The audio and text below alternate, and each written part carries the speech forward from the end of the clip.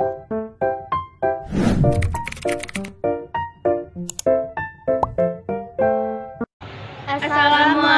warahmatullahi wabarakatuh.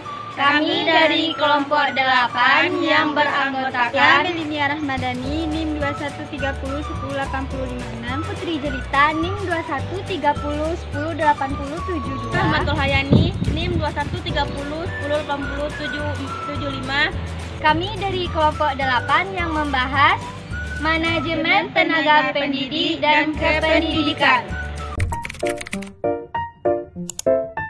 Yang pertama, konsep manajemen tenaga pendidik dan kependidikan. Pendidik adalah seorang petugas merencanakan kegiatan pembelajaran, pembimbingan, menilai hasil belajar peserta didik. Kependidikan adalah satu anggota yang mengabdi kepada masyarakat untuk menunjang pendidikan yang lebih baik. Tenaga pendidik bertugas mengurus keadministrasian, pengelolaan, pengembangan, dan pelayanan sekolah. Manajemen tenaga pendidik, pendidikan adalah aktivitas melalui tenaga sampai tenaga pendidik dan kependidikan adalah aktivitas yang melalui tenaga pendidik dan kependidikan, termasuk ke dalam organisasi pendidik sampai akhir, berhenti melalui proses perencanaan sumber daya manusia, perekrutan, seleksi, penempatan, dan pemberian kompensasi, penghargaan, pendidikan, latihan, dan pengembangan, dan pemberhentian. Selanjutnya yaitu prinsip-prinsip manajemen tenaga pendidik dan kependidikan.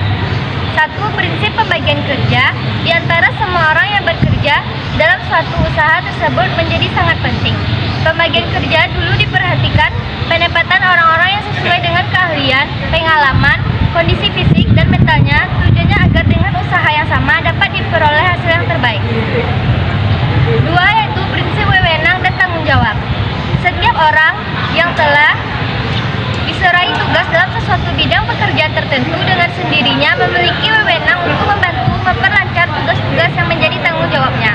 Wewenang adalah hak memberikan perintah-perintah dan kekuasaan meminta kepatuhan dari yang diperintahkan. Ada dua jenis wewenang. Yang pertama, wewenang atau kekuasaan pribadi yang bersumber kepada kepandaian, pengalaman, nilai moral, kesanggupan pemimpin, dan lain sebagainya. 2. Yaitu wewenang resmi yang diperoleh dari atasan, tidak akan mendukung tugas-tugas seseorang jika tidak diimbangi dengan wewenang pribadi. 3. Yaitu prinsip-prinsip tertib Tuhan dari yang diperintahkan. Ada dua jenis wewenang. Yang pertama, wewenang atau kekuasaan pribadi yang bersumber kepada kepandaian, pengalaman, nilai moral, kesanggupan pemimpin, dan lain sebagainya. 2. Yaitu wewenang resmi yang diperoleh dari atasan, tidak akan mendukung tugas-tugas seseorang jika tidak diimbangi dengan wewenang pribadi. 3. Yaitu prinsip-prinsip tertib dan disiplin dapat meningkatkan kualitas kerja, dan peningkatan kualitas kerja akan pula menaikkan mutu hasil kerja sebuah usaha. Selanjutnya yaitu prinsip kesatuan komando. Jika perintah datang dari hanya satu sumber, maka setiap orang juga akan tahu siapa ia harus bertanggung jawab sesuai dengan wewenang yang telah diberikan kepadanya. Selanjutnya, prinsip semangat kesatuan. Dengan adanya semangat kesatuan yang teguh, maka setiap orang akan bekerja dengan senang dan memudahkan timbulnya inisiatif dan prikasa untuk memajukan usaha.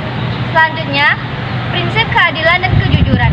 Keadilan dituntut misalnya dalam penempatan tenaga kerja yang harus benar-benar dipertimbangkan berdasarkan pendidikan, pengalaman, dan keahlian seorang. Kejujuran dituntut agar masing-masing orang bekerja untuk kepentingan bersama dari usaha yang dilakukan untuk mendahulukan kepentingan pribadi, horizontal maupun secara vertikal, dan bersifat menyeluruh untuk mencapai keselarasan, kebulatan, dan efisiensi. Teknik manajemen tenaga pendidik dan kependidikan.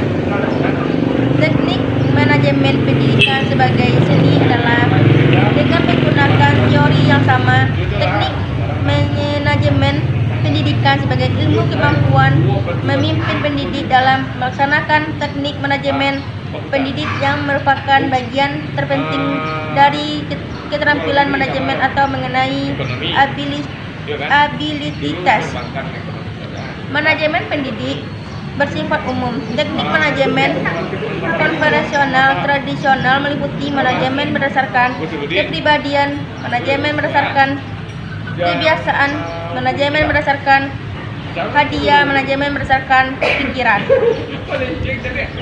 Manajemen berdasarkan tujuan manajemen. Berdasarkan manajemen modern berdasarkan tujuan.